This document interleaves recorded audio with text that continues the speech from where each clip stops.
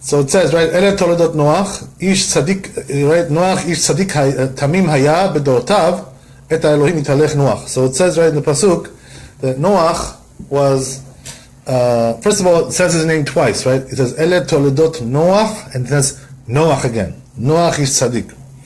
So according to the regular meaning, that means that, these are the generations of Noach, and then it says Noach was Ish Tzadik, he was Tzadik. That's the normal meaning. But according to the drasha, the Chazal, they say over here that, why does it say the word Noach twice? It's juxtaposed one word to the other. So they say that it means that Noach had also an Olam Hazeh, and he also had Olam Haba. He got both worlds. Why? Because he was Tzaddik. That's the reason why. So it says, right, that Tamim Haya Bedorotav. So it says that in his generation, he was Tamim. What does Tamim mean? That means he was perfect, complete. So why does it tell you that Haya Bedorotav? It says in his generation, right? So what do you think? He's another generation? You think maybe he grew up in another generation? So what do you mean in his generation? So there's in the Talmud they darshan this thing, right? They say that it's two different opinions. One says, there's one opinion in Talmud that says that it means Dorotav, that in his generation he was considered to be tzaddik. Why? Because his generation was very wicked and very corrupted. But if he would have been in a different generation, like Avraham Avinu's generation, he wouldn't have been considered such a tzaddik, really, the truth is. He wasn't on that level of that generation. On that generation there was a bigger tzaddikim than him. But in this generation he was the biggest tzaddik. That's one opinion. The other opinion says, no, actually it's not true. Right? He's telling you that he was tzaddik in his generation, and if he would have been in a different generation, all the more so he would have been even more of a tzaddik. What does that mean? That he would have learned more, because there's also other tzaddikim to learn from. So therefore he would have been even more of a tzaddik. So it's like a machloket, it's like two different opinions over here. One says that in his generation he was good, in the other generation he wouldn't have been so good. The second opinion says he would have been even better over there if he was in the other generation. The truth is that, it's not really such a big machloket, it's not such a big dispute over here. Why? They're really saying the same thing, kind of. It's just two different angles of the truth, right?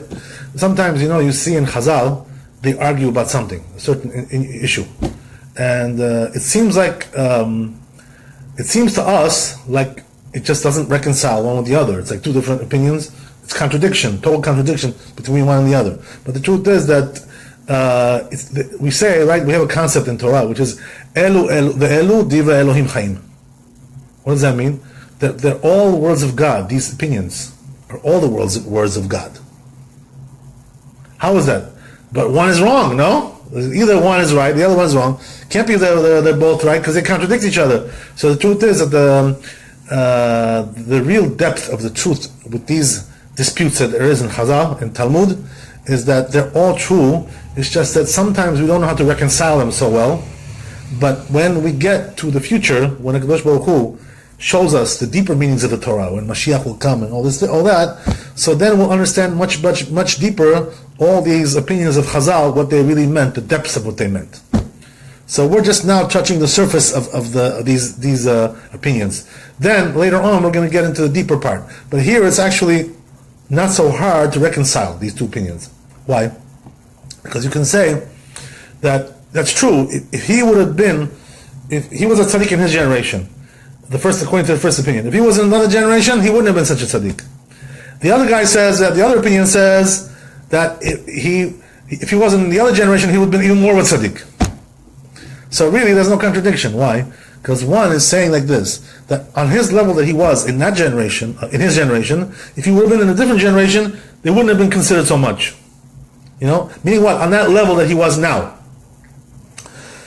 But it doesn't mean that it contradicts the second opinion. Why? Because the second opinion is saying that if he was in a different generation, he would have been better. Why would he have been better? Because he would have learned from other people, to be more of a tzaddik. So meaning what? That in his generation now, he wouldn't have been on that level. But if he would have been there, so he would have learned more. So therefore, it's not really such a contradiction. In another generation, who was the tzaddik? Avraham Avinu, and there was also other tzaddikim. There was Eov, right, in that generation. There was also other tzaddikim. They also kept the Torah? Right, they also kept the Torah, but the difference is that Avraham Avinu was considered to be, as we said, right, the first Jew. We talked about this, right? Who was the first Jew? Who was the Jew? All these things. So we said, right, Avraham Avinu was the first Jew, but Eov was not a Jew. He was a goy. So was Avraham Avinu. Meaning what? He never became Jewish either. He never converted like Avraham Avinu. Avraham Avinu got to the conversion. He got to the conversion. Eov never got to that. Okay, that's interesting, by the way, what you're saying. If he did circumcision or not, we don't find that he did it. Actually, we don't find that he did it. Eov, right? But what we do find, the Chazal tell us that Eov was like in the same league as Avraham Avinu, more or less. You know, he was like the same league. So big tzaddik, big, huge tzaddik, okay. But he never converted. What does it mean, converted? The only difference he never took on. He never became a Jew. Like Avraham Avinu, did milah and So again, we're going back to circumcision. Probably, yeah, probably. That's true. That's probably true. But there's also something else here. You understand? In other words, a person who takes on Judaism, so he becomes a different person altogether. He gets a new neshama. It's like a totally different. He's like a newborn, like a born. It's a newborn. Yeah. So Eov never got to that level as a newborn or something like that. But he was a big tzaddik, Eov, and they say about him, that there was even certain things that he was even better sometimes than the Jews. He was a very big tzaddik. And this caused actually a problem for the Jewish people, that he was such a big tzaddik. There was no Jewish people, there was only Avraham Avinu. Right, but what happened was this caused a problem later on, because Eov lived a long time. Okay. Right, he lived a long time, several hundred years, and then what happened was that as the Jews formed as a nation, and when they came back from Mitzrayim, after the Exodus, Eov was still alive at that time. Oh. Yeah. You mean after wisdom Moses when they were? Right, yes, he was still alive. So they say, right, that really the truth is that the Jews were in Egypt 210 years they were enslaved. Not 400 years, like it says in the beginning. They were supposed to be there 400 years, but HaKadosh Baruch Hu gave us like a discount, you understand? We got a discount. Instead of counting it, counting it from the time they started the actual slavery, he started to count it when Yitzchak was born. He started counting it from there, so we got a discount about that, and therefore it came out to be only 210 years. So that means that Eov lived all that time, that 210 years, that the Jews weren't. I would have given you a different argument. Yeah. It was such a hard work that each day was counted as 2 times. Right, but according to the Pashut, in simple understanding, HaKadosh Baruch Hu said 400 years. That's what he said. It says in the Torah, 400 years. So if you count my suffering one day as 2 days, that's empty discount. Right, but he wasn't talking about suffering. He was talking about the time. The time span. Whatever. Okay, whatever. So no descendants from the Eov, right? No descendants. Actually, he did have children, Eov. He did have children, but the thing is that him having children doesn't really mean much for us now. Why? Because we don't know whose descendants are.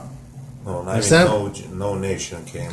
Right, no nation came out of him. He didn't become a different nation, as we said. He stayed what he was. That's the difference between Avraham Avinu. Avraham Avinu became a different nation. He became the father of the Jewish people. Eov was just a tzaddik goy. That's what he was. He was a righteous Gentile. So, but anyway, it was a big tzaddik, and they say the Chazal that this made a problem for the Jewish people. Why? Because when they left Mitzrayim, when they came out of Mitzrayim from Egypt, and they wanted to come to Eretz Israel and take the land, so the schut, right, the merit of Eov that was dwelling there, was preventing them from coming in there, because HaKadosh Baruch Hu couldn't bring upon them, destruction like this, while that tzaddik was still there. So therefore, they say what happened was that just at that time, where the Jews wanted to come into Israel, Eov died.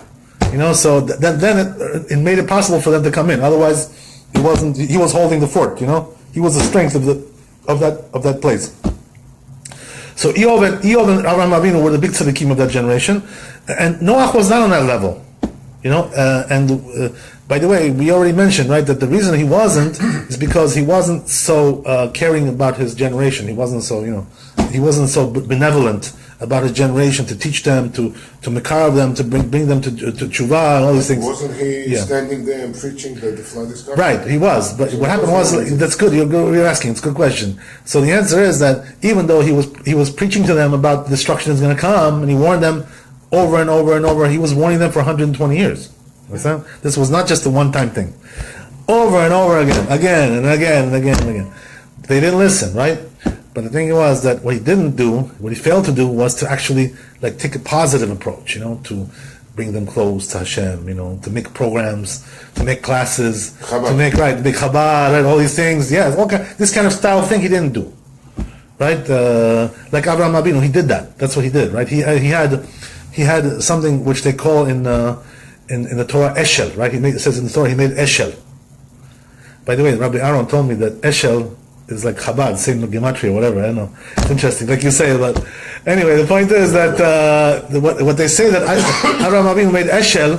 What that means, the Chazal explain that he had a certain space, like a building, whatever, like a tent, and he used to bring people in there, and he used to teach them, to make blessings and teach them about Hashem and feed them also. He fed them. There was food program there, like a soup kitchen kind of thing, but in fancy, restaurant style, gourmet food, everything the best.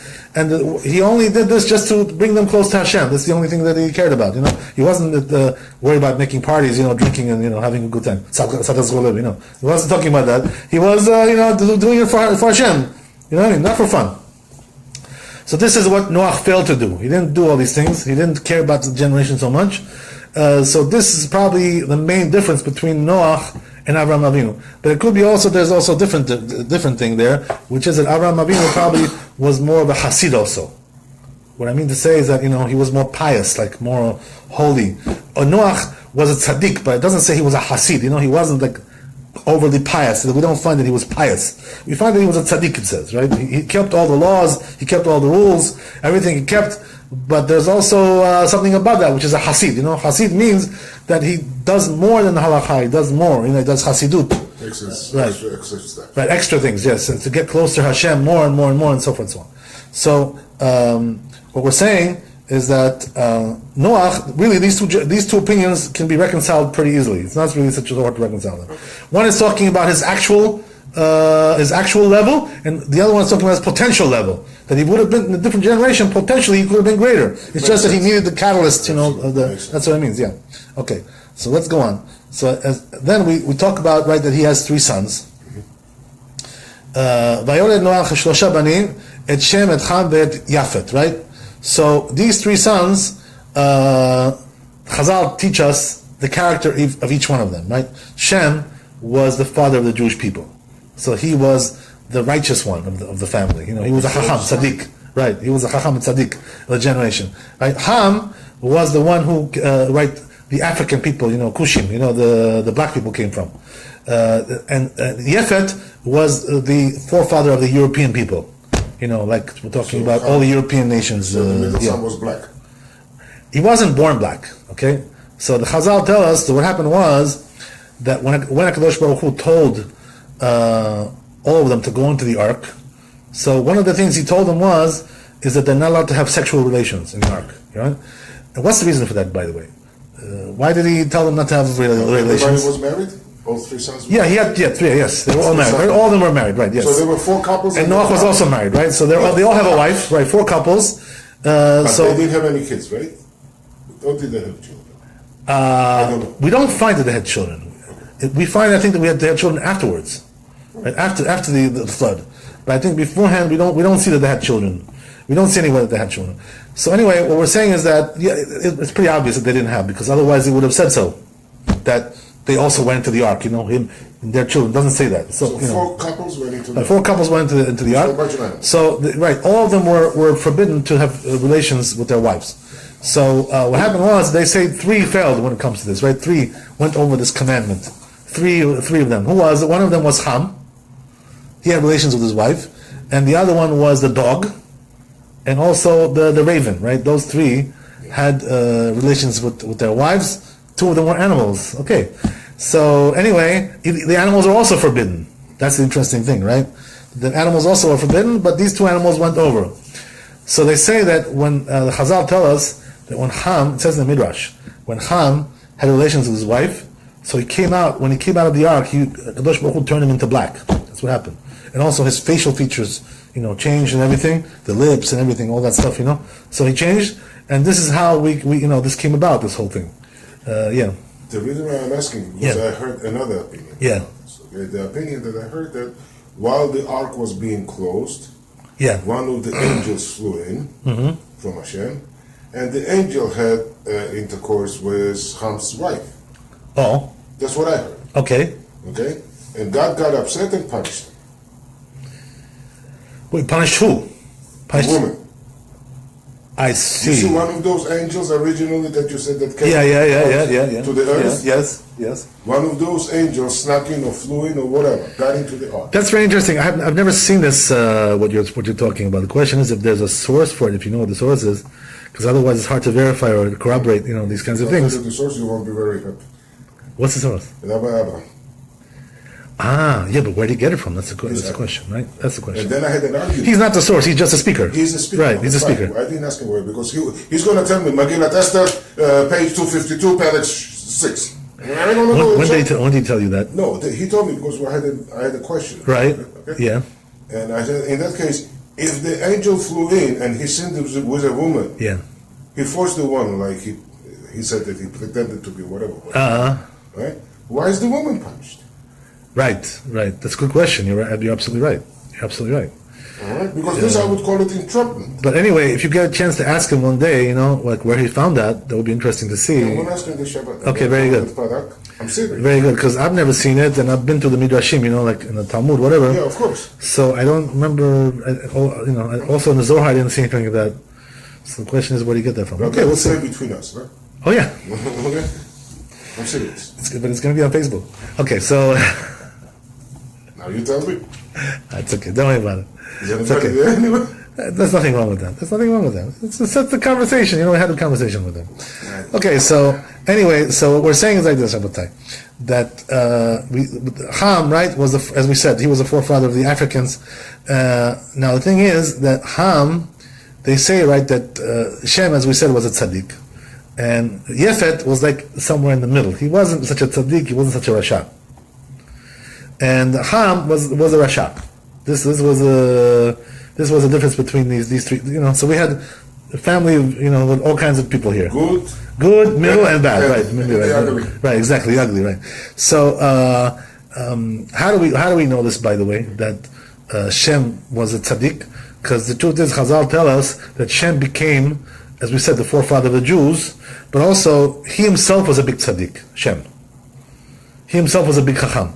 How do we know that? The Chazal tell us, right, that all throughout the years between Noach and Abraham Avinu, until the Torah was received on Har Sinai, Moshe Rabbeinu, they say that all that time, Shem and his grandson, Eber, right, they were the ones who were keeping a yeshiva, and that was a place where you could go and learn Torah. If a person wanted to go and learn Torah, that was the place to go. It was like pretty much, the only place that is documented by that we know that there was a yeshiva like that. So any person who wanted to go during that time until the Torah was given to the Jewish people, he wanted to study Torah as an optional thing, as you said, right? It's a mitzvah, not a mitzvah, optional commandment, whatever. Right. This was optional, right? So, I'm sorry. Well, they say the Chazal that when Adam Arishon was created, HaKadosh Baruch Hu spoke with him in Hebrew, in Lashon HaKodesh, in the Holy Tongue, because that's the language of God. All the other languages are man-made. They're made by people who, had that country, whatever. So they made up a system of words and all kinds of things. So all the other languages are not the Holy Tongue. The only Holy Tongue is the Hebrew. So the thing is that they say the Chazal also that besides that HaKadosh Baruch Hu taught Adam Arishon Hebrew, he also taught him another language, which is Aramaic. Okay? Now, the interesting thing about Aramaic is like this. Yeah, I'm sorry. Yeah. When you say Hebrew, you're talking about modern Hebrew? Well, obviously, it's not the modern Hebrew, it's the classical Hebrew, right? More, yeah. Modern English and Shakespearean English. Right, yes. So it was like a Shakespearean. Well, what we're talking about is the Hebrew that you find in the Bible, right? That's the Hebrew, that's the real Hebrew, right? That's the real... Right, that's Aramaic, isn't it? Actually not. I'll tell you how it works. Okay. The way it works is like this. HaKadosh Baruch Hu taught Adam Arishon, he taught him Hebrew, which is the Holy Tongue, Lashon HaKodesh, and he taught him also Aramaic. Okay? Now, the thing is that as time went along, these two languages were the languages that were spoken in most of the world. So that means that that the tzaddikim, like the real tzaddikim, they spoke Hebrew because that was the Holy Tongue, and they wanted to keep that. right? But all the other, cultures, more or less, took on Aramaic more, right? So basically, Aramaic was the number one language, in most times, in most generations, in the biblical times, was the number one language. And there developed also different dialects of Aramaic, right? This dialect, this Israeli, the Palestinian, the Syrian Aramaic, or the Iraqi, Bavel, right? Babylonian, all types of different dialects of Aramaic, but Aramaic was basically the main language that was spoken. And Hebrew was also known to, the chosen few people that, wanted to speak the holy tongue. Hebrew was also known. But the truth is, right, the Chazal tell us there's what's the difference between Hebrew and Aramaic? Actually, they're very, very close. If you see both languages, you see that they're very similar. The letters are the same. The letters are the same, for sure. There's no question about it. But also the words, the roots and everything, they're very, very similar. Correct. It's like you can compare it, I guess, to, they have deal like Portuguese and Spanish, whatever. It's pretty close. Something like that. Not too far away. Yeah. The Torah is written in Old Hebrew or Aramaic? So the way it works is like this. In the Torah, we have the Hebrew text, right, which is the main text. That's Hebrew. And then we have the Aramaic, which is a Targum, right? That's the Targum is the Aramaic. Onkelos. But the scriptures, the ones that we read on... Right, Sefer Torah, that's all Hebrew, right? That's all Hebrew, right? That's the ancient Hebrew that was given by God, right, to Adam Arishon. Syrian language. Yes, well, yeah. Okay. But so now the question about modern Hebrew, there's a lot of people, by the way, who ask this question. The question is like this: is today's Hebrew that they speak in Israel today, is that really considered to be Hebrew at all? Some people who like to claim that today's Hebrew that they speak there is not even Hebrew. It's like a different language altogether. But the truth is that if you really learn Hebrew and you know Hebrew, okay, so you'll know that this claim is really, really false. The only people, usually the ones who make this claim, the ones who they are? The ones who don't speak Hebrew. Because they think that there's, they have all these things about the government in Israel, it's a wicked government and all that stuff, so they like to put all kinds of criticism on it. So one of the criticisms that they like to say is that they're not even speaking Hebrew, that language is not even Hebrew. But the truth is, if you want to come down to earth and relax a little bit, chill out, and really, examine what's going on with the language there, the truth is that it is very much is Hebrew there. So what that means is that that most of the language, right, about 80% or 90%, whatever it is, it's all Hebrew words. And then you have all kinds of also foreign words that have come in, into the repertoire, into the dictionary. That's always like that, by the way. Every generation, you have a certain language, which is the dominant language in the world, like today it's English, right? So because of that, there's all kinds of English words that creep into the vocabulary. They're very normal. That's nothing wrong with that. By the way, that's the same thing that it was during the times of the Talmud and during the times of the Mishnah, that they used to creep into Hebrew also Greek words and all kinds of words like that. How is that? Because that was the dominant language of that generation. So what happens is that it creeps into the vocabulary, and that's normal. That's nothing. That's nothing unusual. It's been going on like that forever. That's how Yiddish is born. It's a combination of German and English and Hebrew. Yes, that's what it is. Yeah, you're right. That's true. Okay. So during the time of Noah, there was Hebrew language already. Oh, that's for sure. Yeah, since Adam Rishon, there was Hebrew. Yes. So getting back to what we're saying. So let's put them all in the ark. Right. So now we had Shem, as we said, right? Shem was the tzaddik, and as we said, right, he was the chacham, and also they say the Chazal that Shem not only was the chacham, he was the Rosh Yeshiva. He was the one who had the yeshiva, the biggest yeshiva, the most important yeshiva there was throughout those generations. What did they teach? Torah. Torah? Yeah, they were teaching Torah. Like which Torah? Everything like we learn today. Same thing. Mitzvot, Kabbalah, everything. They were learning Chumash? Okay, so that's the thing, right? That you're asking about. In other words, did they have the narrative? Did they have the narrative that we have today, right? The history of the right. They would be learning the future. Right. Yes, I see what you mean. But the truth is, right, that you should know one thing. This question is very often asked, by the way. That the question is, what is really the Torah? Is it what we have over here in the ark over here? The scroll with that writing and those letters, and is it that, or is it something else, the Torah? I think we spoke about this before. Torah is the whole books and shmooks and... Right, everything. But what I'm saying is like this, right, it's a way of living, whatever, but the truth is, right, that the form that we have the Torah in today, these scrolls, is not really the inner part of the Torah. The inner part of the Torah is the wisdom of the Torah, the teachings of how the world is made up, and the rules of the world, and how the world is structured, and so forth and so on.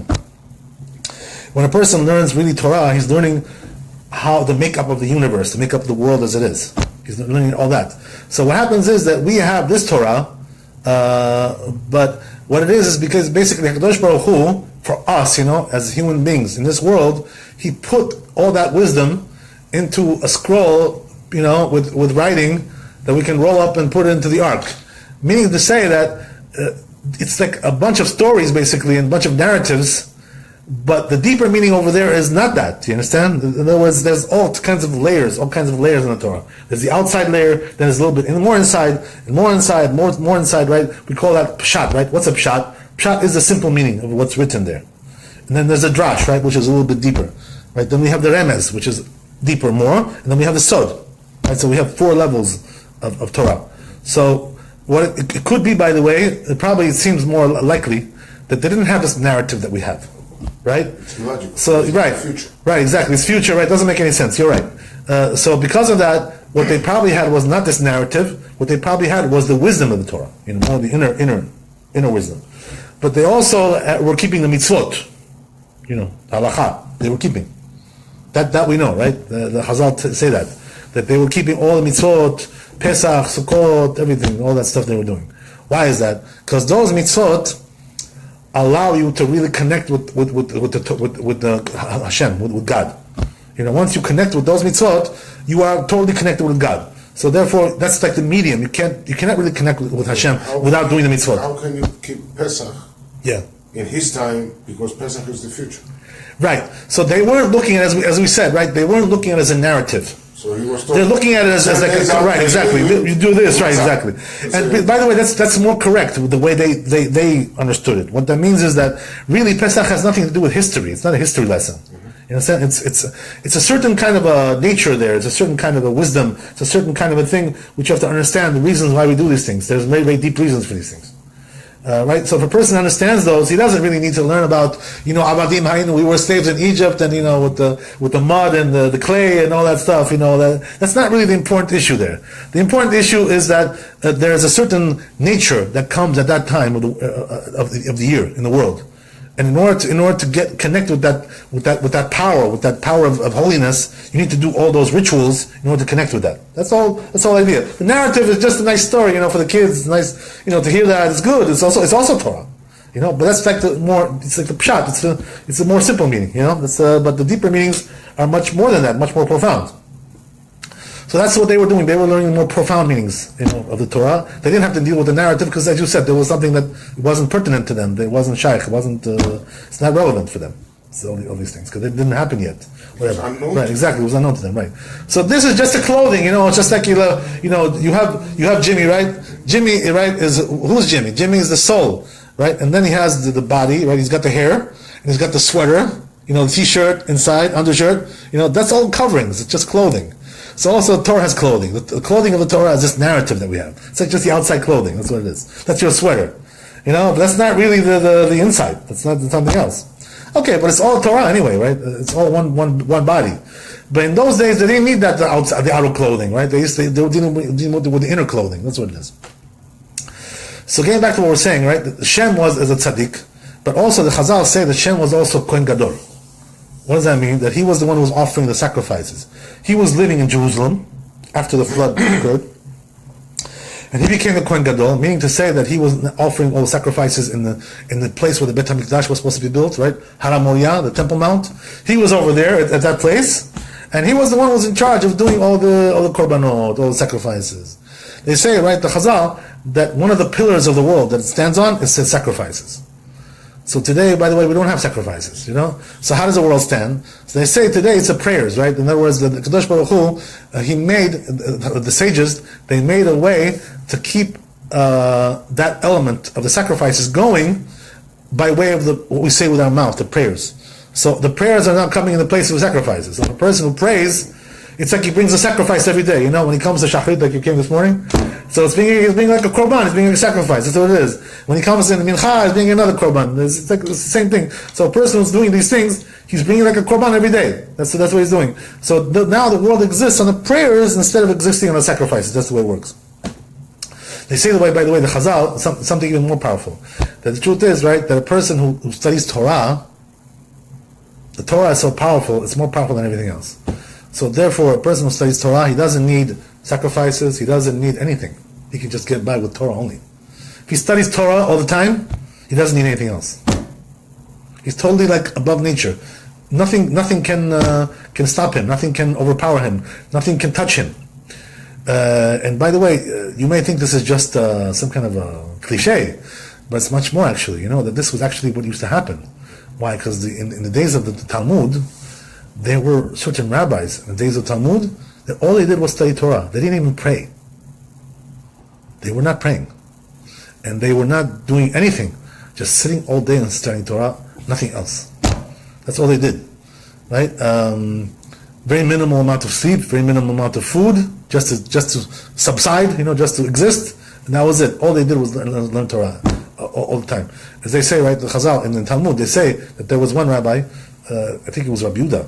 They say about him that he used to, every month, he used to review the whole Torah, right, from beginning to end, 1 month. He would go through everything, and he was learning all day and night, non-stop, no profession, no work, no nothing.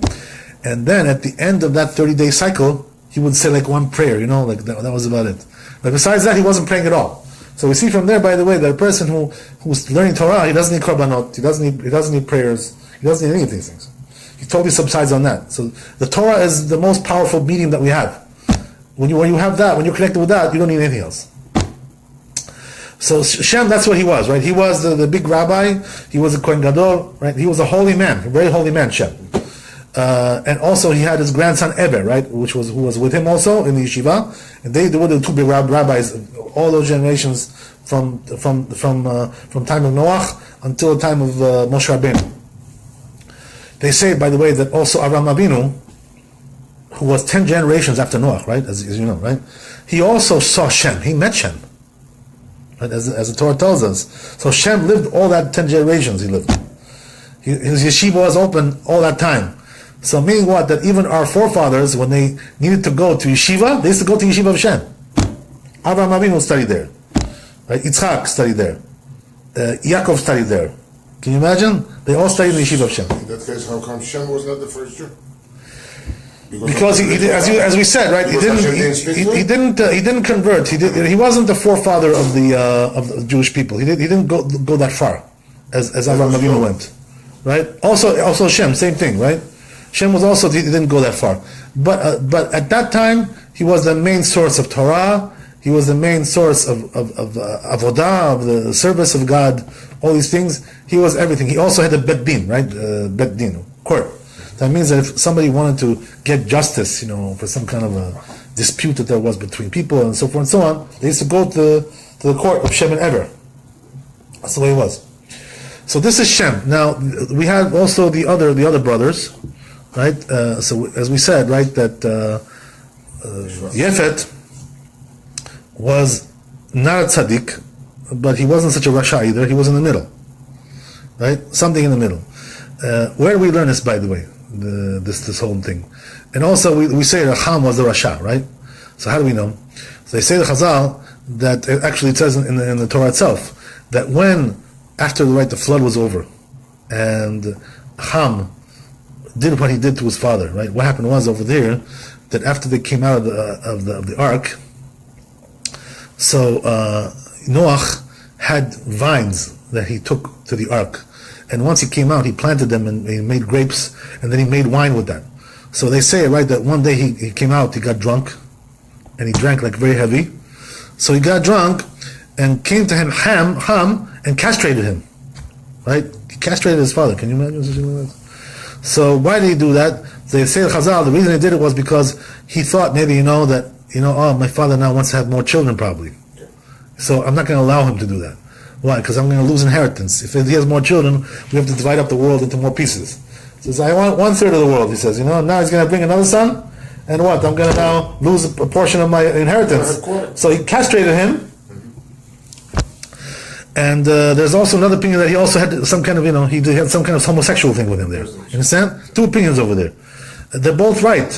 So what happens is that at that time comes in Canaan, right, who was the son of Ham, and sees that Noach is there naked like that.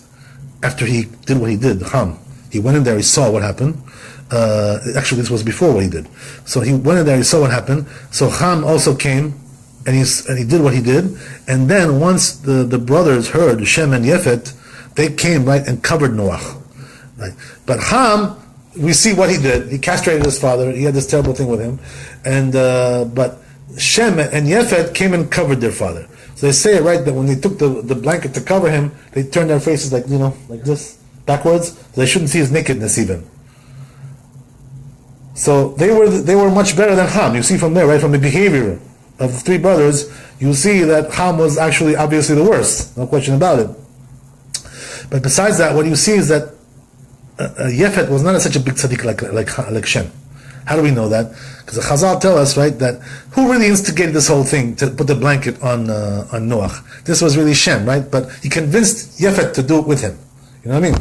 So Yefet needed to be convinced about it. You understand? He was like, in the middle, you could make, like, if you talk to him, you began to be a good boy, Why couldn't Shem do it alone? That's a good question. I really don't know why he didn't do it alone.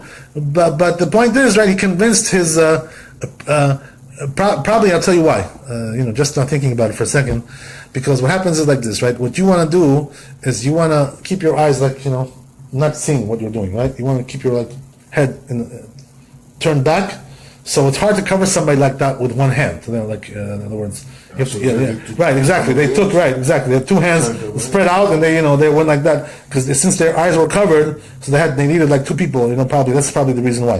So anyway, the point is that we see from here that the Shem was the real good boy. He was the one who did the right thing over here, the proper thing to do, and Yefet went along with him.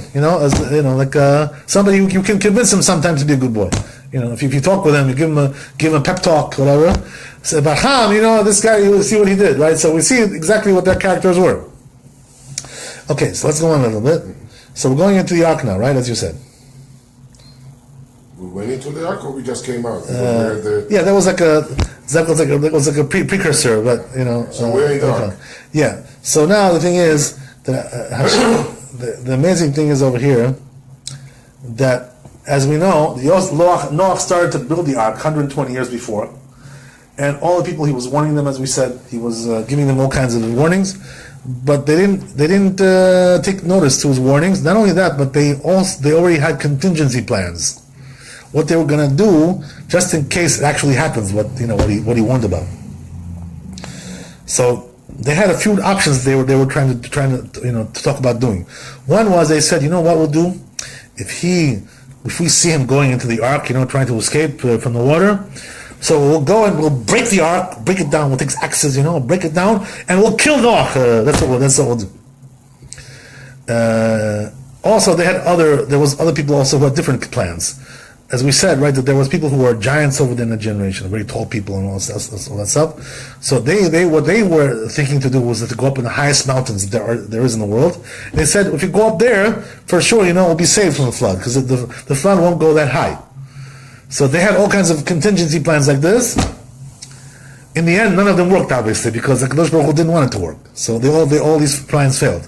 What happened was that, even though they had this plan, right, to stop Noach from going in, just in case, that really happens. What happened was that HaKadosh Baruch Hu, he brought animals, right, they say, the Chazal. He brought animals like bears and lions and like tigers to keep them from getting close to the ark. Once the ark was supposed to be closed, and go its way. So he brought those things in order to protect Noach and his children, that they shouldn't be harmed by them. That's what happened. So therefore they were prevented from actually doing what they did, right? And that's exactly why it says in the Pasuk, right? That they came, Etzem Hayom Hazeh, it says, right? They came, that Etzem means like that self-same day. That's the way it's translated. What does that mean, Etzem Hayom, self-day? We know this is that day. What other day could it be, right? That was a day. The ark was closed and the rain started, and the rain actually started before that. But what we're saying is that we know that was the same day. So what do you mean same day? So the Chazal tell us that they were planning to break the ark and to kill Noach. Kadosh Baruch Hu said to them, "Oh yeah, this is your plan, but my plan is not going to be like that. My plan is you're going to drown." So he said, "Let's see whose plan is going to work, yours or mine." Right? So that's why when the day came, actually, that the rains came beforehand, and they had to close the ark because of the rains, so they couldn't do nothing. They were totally powerless. And not only that, the animals came before that, right? Because the animals already assembled. HaKadosh Baruch Hu called all the animals. He assembled them. And what happened was that they all came in pairs, right? Each one, husband and wife, husband and wife, husband and wife, husband and wife. And but they say that regarding the kosher animals, he took 7 pairs of the kosher ones. What's the reason? Because he wanted to bring sacrifices after he came out of the ark. So therefore, the non-kosher animals, he took 2 each. Right, a pair. Each one was a pair. But the kosher animals, there were 7 pairs. Because he wanted to bring sacrifices. He was told to do that, or it was his... He wasn't told to do that. He wasn't told. That was his own idea, I think. It was his own idea. So what happened is that the animals are assembling. They all go in. But they came on their own volition, by the way. Kadosh Baruch Hu sent them. So they came on their own volition. And the thing is that not all of them were allowed to go in, all the animals, because there was also animals that wanted to go in, but they weren't allowed to go in. What's the reason why? Because HaKadosh Baruch Hu didn't allow all the animals to come in, because of the simple reason is that the animals also became corrupted in that generation, right? What does that mean? The Seir Chazal, that they were mixing with other species, right? Making hybrid, hybrid species. So because of that, all the animals that made hybrids and all kinds of things like that, HaKadosh Baruch Hu left them out of the ark. He didn't want them, because they considered them also to be sinners. And they also deviated from the ways of Tiger was admitted, or Tiger was after the... Right, the tiger must have been after, because, right, exactly.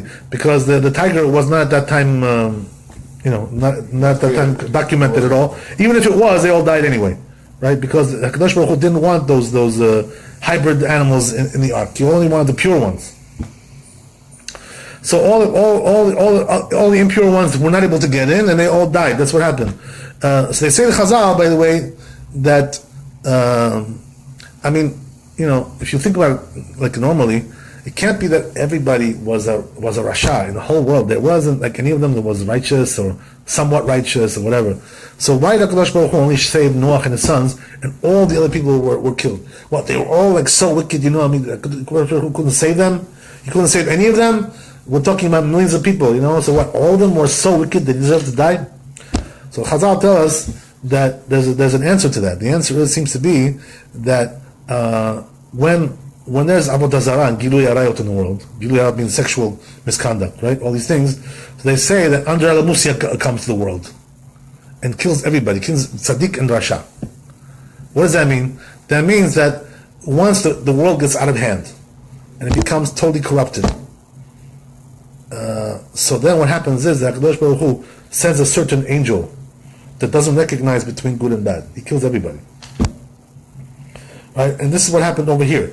That even though some of them may have been better than the others, but since they had these sins of Avodah Zarah and Gilui Arayot, of sexual misconduct, immoral sins, so because of that, they all died. They didn't distinguish between good and bad. They just killed everybody. So the only one that was saved was Noach and his sons, because Kadosh Baruch Hu saw them as like something outstanding, something unusual, whatever.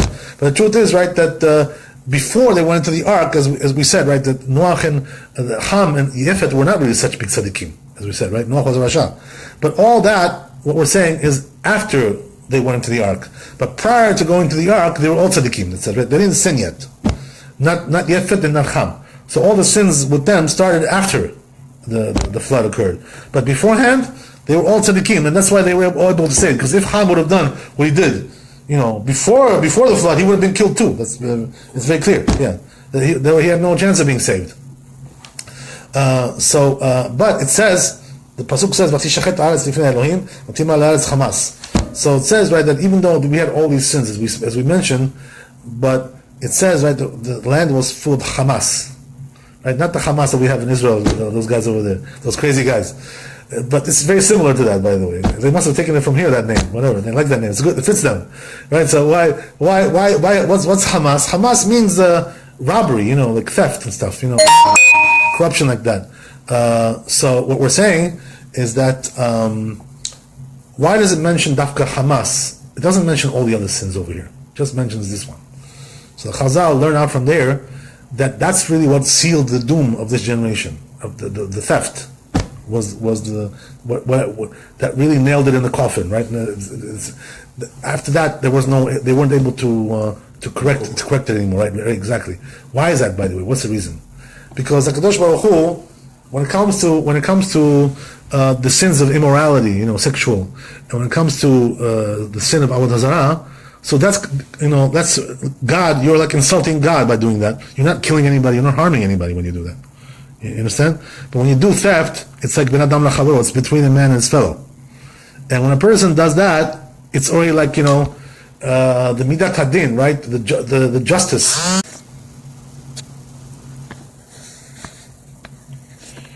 So as we said, that because it's Ben Adam Lachavero, it's something which is between man and his fellow man. Therefore, the sin of theft is much more severe than these. Because they say, but really the HaKadosh Baruch Hu, the way he is, the way God is that when you sin against him, he can tolerate that. He has lots of patience for you. He'll wait for you many, many generations, He has patience for that. So he won't destroy a generation because of sins. He'll find a way to punish them, to take away their sins by atoning, with suffering, all kinds of things like that. He won't have to destroy everybody. But when it comes to theft, this is something which is, you're not doing against God only, you're doing against your fellow man. So therefore, it's considered to be much, much worse. And therefore, what really sealed their doom, the Chazal say, is the theft. Because that's what really, made it irreversible, this edict that Kadosh Baruch Hu made. By the way, the Chazal say something very strong about that. They say, right, that when you steal from somebody, it's like you took his life, Why is that? Because a person who has a parnasah, he has a certain amount of parnasah that he's supposed to get every year. And Kadosh Baruch Hu gives him what he needs to survive, to pay his bills, to eat, to whatever, to have roof over his head. And you have no regard for that. You just take from him, and you think, okay, yeah, he'll be okay, but he won't be okay. You're taking what Kadosh Baruch Hu made for him. That's not for you. It's destined for him. And he needs every penny of that. If he gave him something, that means he needs everything that he gave him. So therefore, when you take from him, it's like you're taking his life. Because you're not allowing him to live. You're hampering his life, his daily life. So a person who steals is considered to be the worst out of all these sins. Because HaKadosh Baruch Hu tolerate when they sin against him. When they sin against mankind, that's something which he cannot tolerate so much. It's something which has to be punished more and more. Okay, let's go on.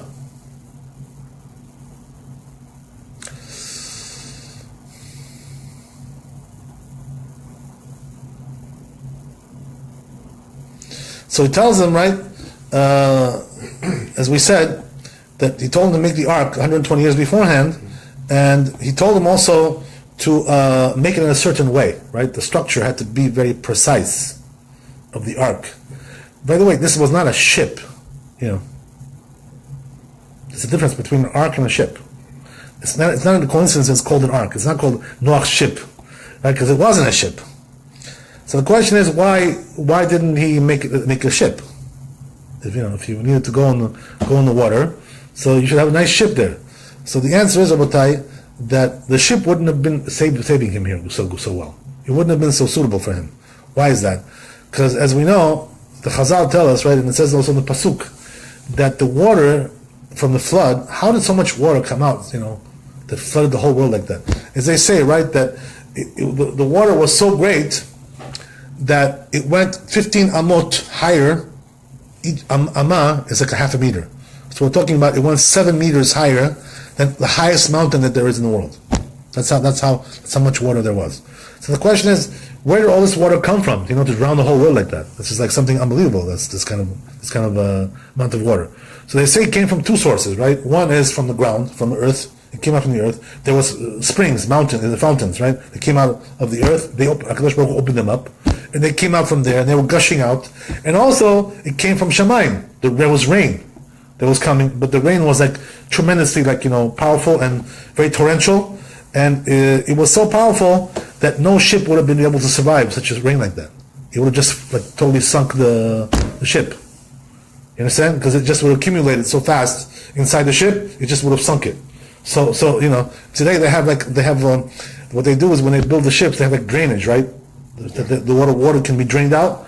But we're talking here about so much water that it probably wasn't practical to even drain it out. It was just so much, the quantity was so great that it wasn't able to, so the ship probably would have sank if it would have been like that. So therefore, because of the great amount of rains that they had, came down from Shamayim, they had to have an ark.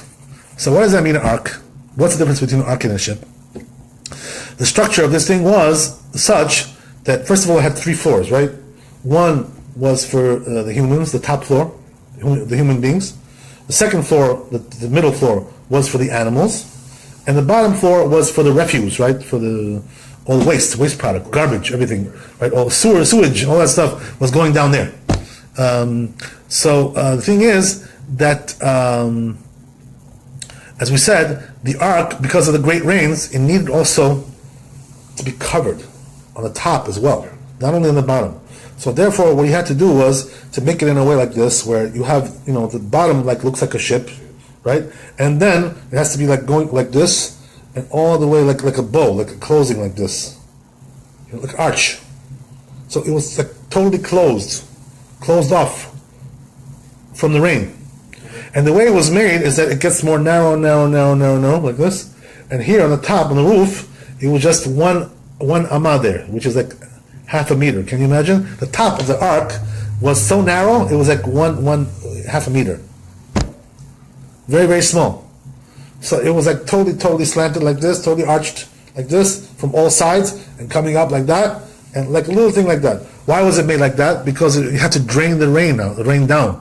Right, so it would have been better if it would have been a small roof. The smallest roof is the best thing, right? The bigger the roof is, the more problem you have, right, with the weight of the water and the weight of the rain and all these things. So that's the way they made it. It had to be made this way, like this, right? Totally arched. The Chazal stressed that, right? Also, they say that it had to be right? So they had to put right, as you know, that if a person just makes a ship from wood, so what happens is that in between the boards, the water will come in, right? So you have to seal it up with something. Nowadays they make ships from metal, that's something else, right? But in the old days they used to make it from wood. So this ark was also made from wood, it wasn't made from metal. It wasn't aluminum or whatever, or steel. So what happened was that they had to seal it up with a sealant. That's something which prevents the water from coming in. So what they put tar kind of thing, So here, they had to put tar from the inside and also the outside. Two layers, one inside, one side. So the Chazal say, but this is not the same as we find with Moshe Rabbeinu, right? Moshe Rabbeinu, when his sister had to put him into the water, right? Into the water in order to be saved from the Egyptians. So what happened was that they just lined it from the outside, not from the inside. So the question is, over there they lined it from the outside, and over here they lined it only from the inside. So the question is why? Why a difference in the structure over here? So they say that there's 2 differences, right? One is that because the waters of the flood were so powerful and so violent that you need to have both sides coated up, because otherwise it wouldn't be able to hold it. It wouldn't be able to seal. So therefore they need it from both sides. But since Moshe Rabbeinu was just put into a little bit of a little swamp over there, like a little some water, which was no waves over there, nothing dangerous. It was in Nile, River Nile, wasn't it? They say, well, it could have been the Nile, but it was a part of the Nile, or it was a part of. On shore. It was like a swamp, like a swampy kind of water, with no waves, no nothing there. You know what I mean? So it's just very calm water, very, very, very smooth. So therefore, they didn't have to make it from both sides in order to hold the water out. It wasn't enough just to make it from the outside. But also they say, right, that because this tar, it smells so bad, if they put it from the inside, right, Moshe Rabbeinu, who was a tzaddik, would have to suffer would have to suffer from the smell. So that's also another reason why in the little basket that they put Moshe Rabbeinu into, they didn't line it from the inside, because the inside smell would have bothered him, and they didn't want this tzaddik to be bothered with the smell. But when it comes to Noach, he was also tzaddik, but the problem is that there was no choice over there, so they had to make it from the inside and outside as well. Okay, let's go on.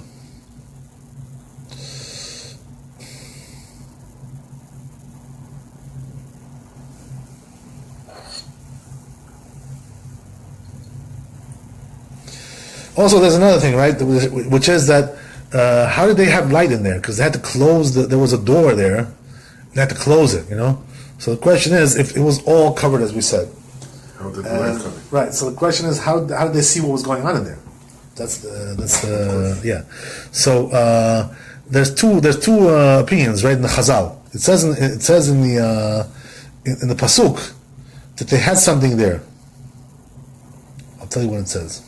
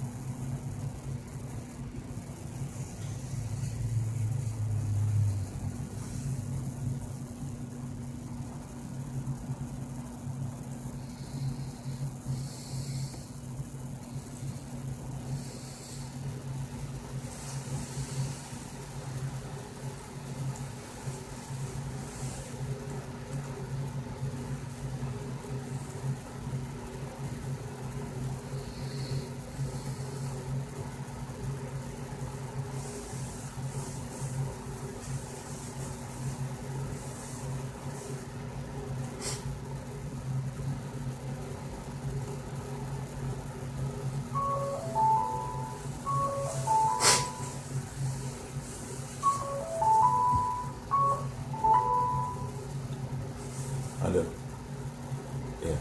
Yeah. Coming. Okay, come.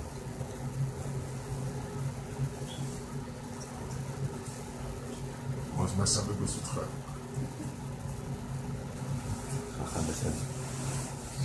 I guess we'll stop here. Should we stop here? Okay, so for next week we continue with where did they get the light? Right. So just just to say it simply, what it was is that they had some kind of a stone in there, right, which was shining, and that's what they say, right, some kind of a gem, and that's what they used for light. That's one opinion. According to the other opinion, they say that it was they had a window there, right, and the window was giving the light. So two different opinions. What window? A glass window? Must have been, either glass or whatever, something. Yeah, there was a window there. Or it could have been also that it was, by the way, open, something open there. The window something was there anyway, because when he sent this Yeah. Right, but what he did was he opened the door. He opened the door there. That's what happened, right? When he sent out the raven and the dove, right? Yes. Okay, God bless you guys. Chazak u'baruch. I'll give you a ride. Thank you very much. Thank you. No, I can't get it.